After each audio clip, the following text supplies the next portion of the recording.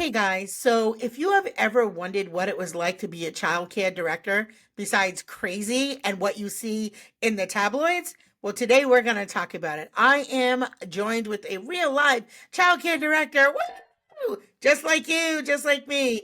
We're Mhm. going to talk about what it really takes and what it really means to be a childcare director. So we are joined with Leslie. Leslie is in the beautiful state of Florida. It's a little rainy there today, and guess what? It's raining here in Rhode Island too. But anyway, let's get to it. Welcome to the show, Leslie. Thank you so much for having me. I'm super excited to be here. I listen, so I'm happy to be a part of it. I love when listeners come on the show. Literally is my favorite. So let's talk about how did you end up here in this position of being a childcare director? That's a great question. I don't think anybody ever goes into it like, I'm going to be a director. I think we all kind of start in the teaching world. I actually grew up, my mom was a director my whole life when I was a kid. So I was like, I'm never going to go into childcare. I never want to do what she does. And so I actually, when I had kids, I started working at a preschool, teaching a music class. Like, this is perfect. This is all I want to do. And then they quickly roped me into teaching. So I started teaching at a private school classroom, and then it just kind of progressed. I was at a private Christian school for a long time as their preschool director, and then sort of said, okay, our school was very small. I think I had a max of 40 kiddos and said, okay, what more is there? There obviously has to be more to this world. So I kind of took the next steps and found Kids Grow Preschool here in Orlando. And that's where I've landed and stayed for almost 4 years at this point. So it's a Yeah, really cool place to be. yeah. Um, it's funny because so many folks that I talk to, I didn't know I was going to be a childcare director either. Like I used to sell furniture, and then I had my kid, and I was like, I'm not leaving my kid with people I didn't know. And then, I went and looked at schools, and yeah, we signed each other up. Like she was coming, and I was going with her, and here we are, many, many, many years later. So, folks that are watching the show or listening to the show today, who might be on the cusp of, I'm thinking about becoming a child care director. Mhm. And it seems scary right now because everything I see on social media and TikTok is no one likes it. Everybody's quitting and it's horrible, right? And the bosses are mean and, all the things we're underworked and overpaid and that was funny. That's an oxymoron what I just said. You know, but most of us who are doing it still love it and we still stay. So let's talk about it. What does like a typical day look like for you? Okay, so there's no 2 days that are ever really the same, which is one of the things I love. So I don't like being bored. I was diagnosed with ADHD like super early in life in like first grade. So this is actually really awesome for people who have that kind of thing going on. Everything's always different. So a typical day you could walk in and there's parents waiting to talk to you and they have questions, they have concerns, or their new child is starting with you and they have questions and they want to be, calmed and soothed and kind of walked through their kiddo's day. A lot of our job is dealing with adults. Like, when I got into directing, I thought, oh, I love kids. This is going to be great. But no, we deal with more. I'd say my job is like 80% grown-ups and 20% kids. Managing your staff to say, who needs this professional development? Which classroom do I need to be in? Who needs my hands? I think I miss teaching. I think most directors would say the same thing that came from teaching. Like, it's something that I find joy when I get to go in a classroom and just kind of be that extra hands. Oh, you need me to help change diapers, you need me to wash the Mhm. tables, whatever you need, because you don't get to do those things. You're sometimes stuck in your office with paperwork, which is a normal part of our job. It depends on where you are and how much you have to do, but a lot of us, some of us have help and some don't, but the bigger centers we have help, and I'm so thankful for great Yeah. assistant directors and admin assistants. Yeah, me too.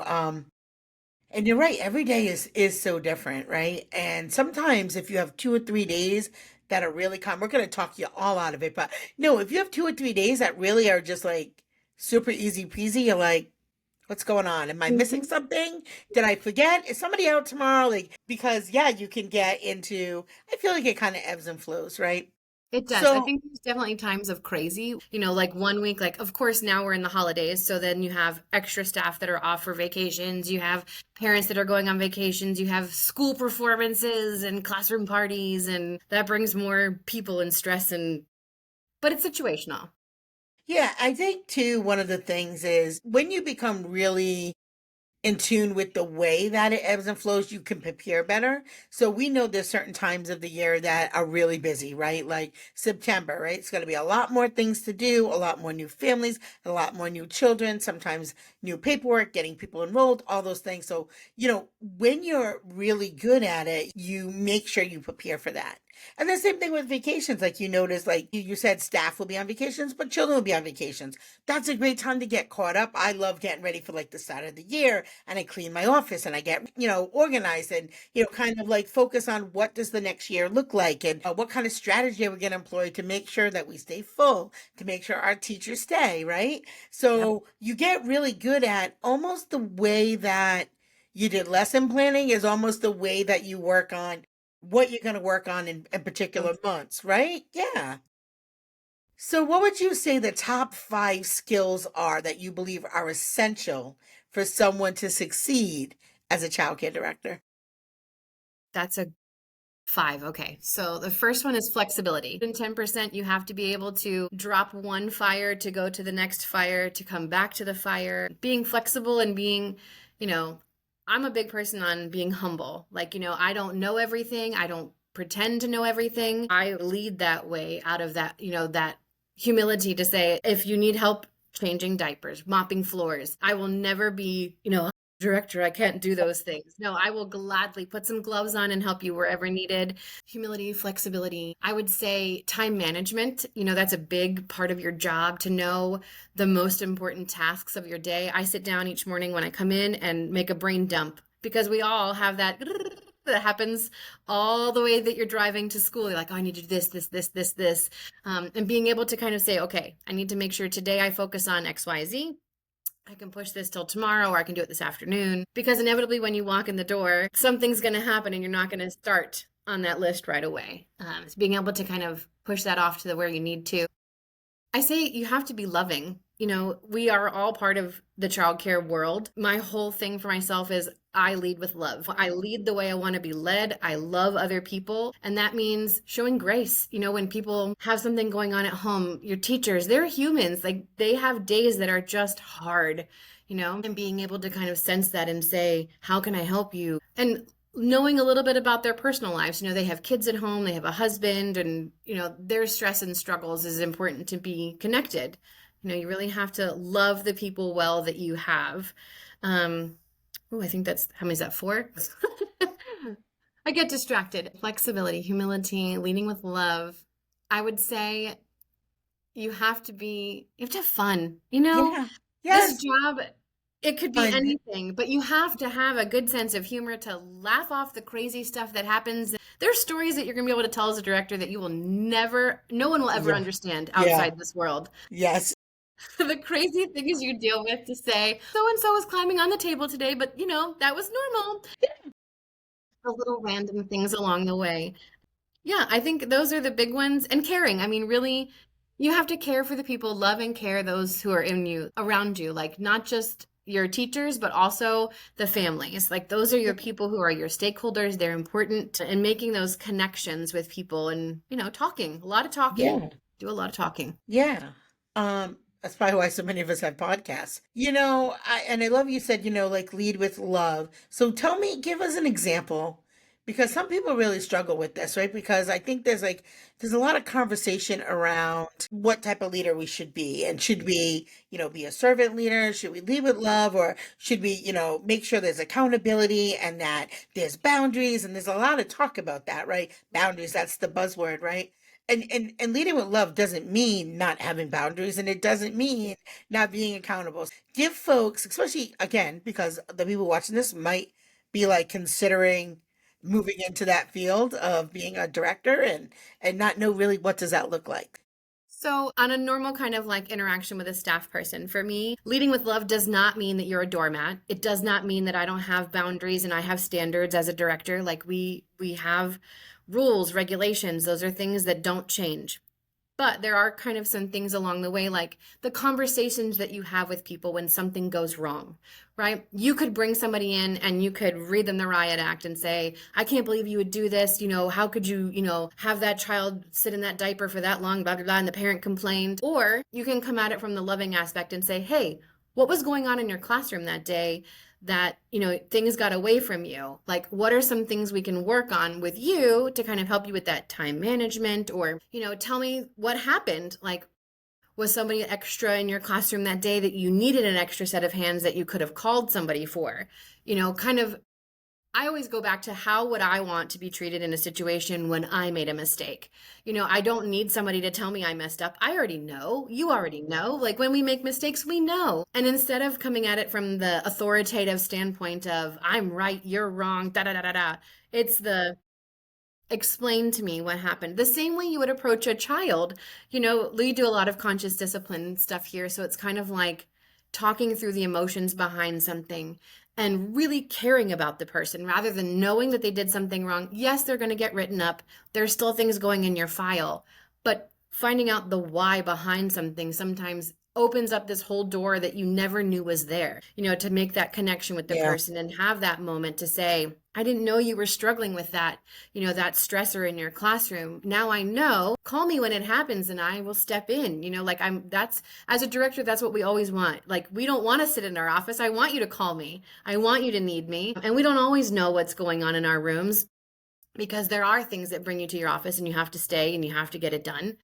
But if someone calls, we drop it. You drop it and you go. Like that's, and I always tell them, I'm like, I would much rather be with you than in here with my papers. Yeah. So tell me what you need. And I think that's leading with love. It's how do you want to be led? And my intention is always all the things that you're thinking need to come out of your mouth in a loving way. It doesn't mean it's not corrective because a parent still corrects their child. It means that it has a different connotation behind it. It doesn't have this harsh behind it. It's more of Yeah. the, hey, tell me what happened, explain to me. It's a conversation, not like a Yeah. punishment. Yeah, I love that. And I think sometimes I love it when you said like, win, the winning thing, right? Because sometimes people like somebody has to be right, so somebody has to be wrong. It could just be a win-win. It could be like, here's what I can do for you to help you. Here's what you can do for me to remain in policy. Let's work together. So it's a win-win. It doesn't have to be someone wins and someone loses. It So does not. you talked about that desk work and the inevitable paperwork. How do you balance administrative tasks while also interacting with children and staff? Ooh, that's a good one. Obviously, you have to prioritize. So there are some times of the month that you just know, okay, these 2 days are my office days, and you have to shut the world out because if not, you're going to get constantly interrupted. I have an amazing assistant director who she is my everything when it comes to the things I am not. She is super great at numbers and papers, and she does amazing things with student files, and everything's in order, and she has checklists and Mhm. me, that's not my brain. That's not how I operate. ADHD at its finest is I can conquer all the things, but sometimes I forget to finish the things I started to conquer. Yeah, So Leslie, you I don't always have to say. come back. You got to come back. But we divide tasks. I mean, really, as a director, learning how to delegate and trusting other people to get things done. And we do double check each other. But you have to have a person who can kind of help you, whether it's your, administrative assistant at your front desk, having parents sign their monthly check-in, check-out forms, or helping get those immunization records and keep everything together. There's always an extra person who's able and willing, but you have to give them the authority to do so, and you Yeah. have to trust who you hired. Yeah, and I think the other thing too is like when you do that, you grow your team from within. And then also people are happy. People feel like what they're doing has meaning because it can get real monotonous, right? And then I'm just like you, Leslie. So I want to take on the world. I can't tell you how we're going to get there. I could just tell you we're going to do it. Right. So my Right. team are probably like, in the corner going, yeah, you don't say. But I think finding people to work with that are complementary to your skill set, so that way Absolutely. everybody can really dial in to what they're good at and be an exceptional school, right? You're very heart centered. I'm very heart centered. If working with people and making sure our people are okay, our staff, our children, our parents, like Mhm. if that's our thing that we're really great at, our school's going to be known for that, right? And so I think it's important to have all the pieces in place, all the people in place to really make a school excel. And that is really the secret, just like any good team, right? Yep. There's only To one have a coach, but balance. There's only I one always felt coach. like when you have Yeah. classrooms, you always want to balance. I call it the Yeah. good cop, bad cop. Like you have one who's the super Huh? sweet, and then you Hmm. have one that's a little like, I don't think Yeah. so. It's Yeah. the same thing in Yeah. leading. I mean, I'm the very like bubbly, like I Hmm. have the ideas, we can vision the world out. And my assistant director is very much the structure, like we need Yeah. rules, we need this. Yeah. And I'm That's like, my that's daughter. right. That's me and my daughter. I'm like the fun one, and she's like, "No, mom." Da, That's da, da, right. da, da. I'm like, "Oh God, girl." And we But you always are come right, together. though. Yeah, but you are right. It is the marriage of the two. Hmm. How would you say you approach managing and leading a team of educators and staff members in the childcare setting? Like, how do you approach that? Because management and leading is different. And so sometimes, especially the newbies, they think, I got the title now, so everything will fall in line and I'm going to Yeah, just say that, right? Because there are some absolutely. things we have to manage, right? And I look at it like this: compliance are things that we have to manage, right? We have to manage that paperwork. We have to make sure that, like you said, we Hmm. have this, we have this, we have those are things that we're managing. Leading is a whole different thing. Totally different. I think when I first started here, I was the outsider. So I was the girl who didn't speak a whole lot of Spanish. I knew enough to talk to preschoolers. Just from my job previously, I'd learned kind of picking it up. And I had to earn the respect of my team. They really had to see that I wasn't going to come in and be, um, like on top of everybody doing everything. It had to be that we created a partnership with each other, and I had to find out, okay, who on the team is really good at communicating with everybody for me. Like you have to find the niche because there's always like a mother hen. Like in every center, our front desk person, she is like the mother hen. Everybody goes to her and tells her all the little things that are happening, but they might not come tell me, but they'll go tell her, and finding out who that person is and saying, okay, how do I gain their trust? That they can trust me with the staff and that I'm going to care for the people in my care.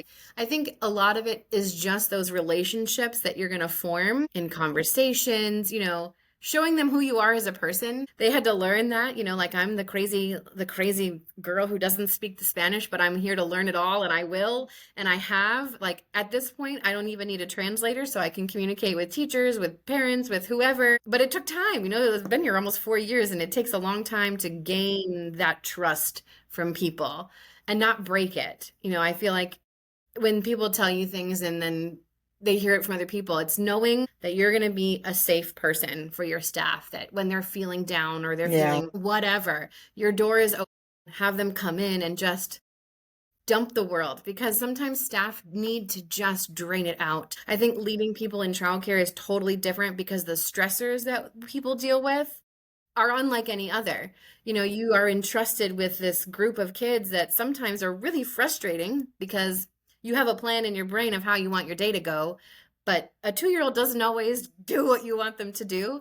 I love toddlers, but they are the effervescent little bubbles of energy that if you don't know how to contain it, they will rule you. They will they will rule your classroom. And giving teachers that outlet to vent and say, I don't know what's going on. We're having an off day, and just be able to say, this is safe. Say what you need to say and we'll figure it out in the end.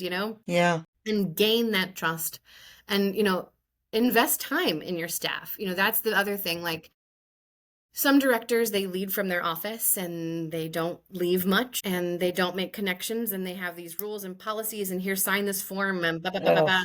But if you don't know your people and you don't know the people in your care, they aren't going to care and they're not going to follow you. You have to Hmm. form those relationships. You have to leave your office. You have to go sit in classrooms, go in the break room, like, and, just get to know people. I think Yeah. that's the part that's missing in so many like corporate style centers and that kind of thing, like connections. Yeah. Connections mean the world to parents, to teachers, to kids. That is the bottom line for being a great director is being able to connect with people. Yeah.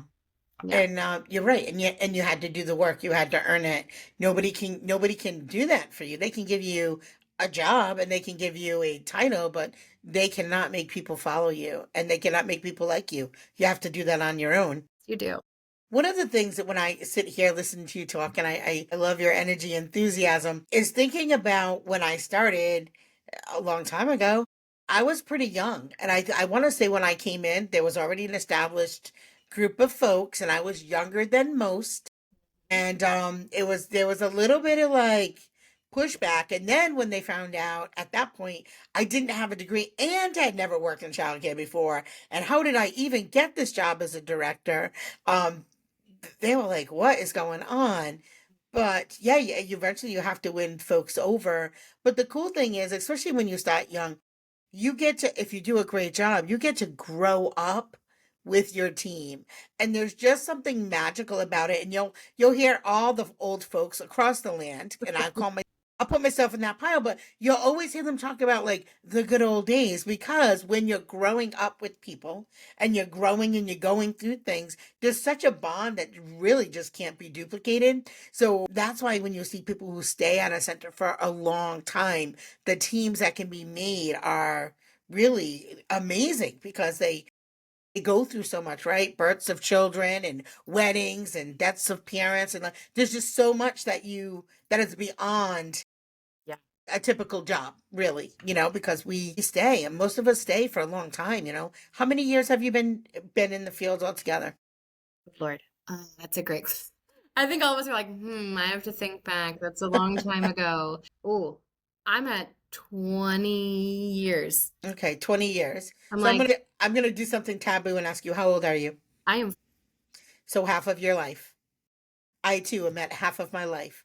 Most jobs, you're not at Lowe's for half of your life. No no. offense, Mm, Lowe's. I'm sure that you're a great company, but I'm just saying this is like a vocation. This is a thing that if you really get plugged in, you're there most of the time till you retire. Now maybe not at the same school, but in the vocation, yeah, you're here, you're in it. You're in it. yeah. So I don't plan to go anywhere, that's for sure. I I know. always think like, what's the out plan? And I'm like, well, there really isn't an out Yeah, plan. It's just, where would you go? Like, there's no other job like it that you can does really not. have all the crazy days and still laugh about it and have a good time Yeah. with it. And we're You know, allowed to have crazy days, right? Like we can yes, make our own. Like, you know what? Tomorrow everybody worked hard. We're all wearing pajamas to work. right. You cannot do that in corporate You America. cannot, You not at cannot. all. I have, Nope. muffins with mousses day. You cannot, there's just things that we can do here, right? There are things that we can do here to break the monotony. And, We in do. work culture, there Hmm. is just no work culture really, There's especially not. there is And I always not. think like culture is huge. And I think like a lot of centers forget like the fun and frivolity of having this connection. You're Yeah. here Yeah. 8, 10 hours a day, like this is my second family. I mean, really, Yeah. I have my own family at home. I have Yeah. 3 kids, but Hmm. like this is my work family. So I want to have fun when I'm here. I don't want to be bored. I want to have fun things to look forward to. So like last weekend, what did we have? We had cookies and cocoa with Santa with all the families. This weekend, we have our staff Christmas party. The Yeah. next week, we have a potluck of Christmas dishes where everybody signed up to bring something from Yes. their home country for a potluck. It's Yeah. the simple things when you bring people together that Yes. create that connection and that family. And like I always tell our staff, like we are a family, which means we are going to fight. We are not going to get along all the time. You're not. So the thing is you're trying to prepare this connection for when you're not going to get along. How do you deal with people? How do you say, I really didn't like it when you did that? And Yeah. be able to say the things and then move on and, laugh it off and say, well, that day was horrible. Let's just forget it. And Yeah. you have days like that where you leave in tears and you just can't make anything work right. Yeah. But being able to come back the next day and find the joy in it again, because there's always, it's going to go, like you said, it's going to ebb, Yeah. it's going to flow. We're going to have a great day and then we're going to have some really bad ones. But how do you balance those? Is you laugh. You have to have a great time and enjoy the people that you're with, or else you're just wasting your time. Really, Yeah. it's no fun. So what advice would you give someone who's looking to start their career in childcare management or aspiring to become a childcare director? Let's go, Leslie. Okay. No So pressure. advice. Sell My it. advice would be, we sell our field. Woo, we're amazing. Everybody wants to do this. I think is to manage your expectations. To say, I would start small. I mean, I'm so grateful that I started at a small center, that I had a chance to grow. I got my feet wet. Doing paperwork for 30 kids is totally different than doing Yes. paperwork for 165. Oh, and know that you don't know everything, and that's okay. None of us walk into this job knowing all the things you need to know, because every school does it different. Every place does it different. I would keep one file one way and another person keeps it another. but being flexible to those changes. And really, if you're going to do it, you got to love it.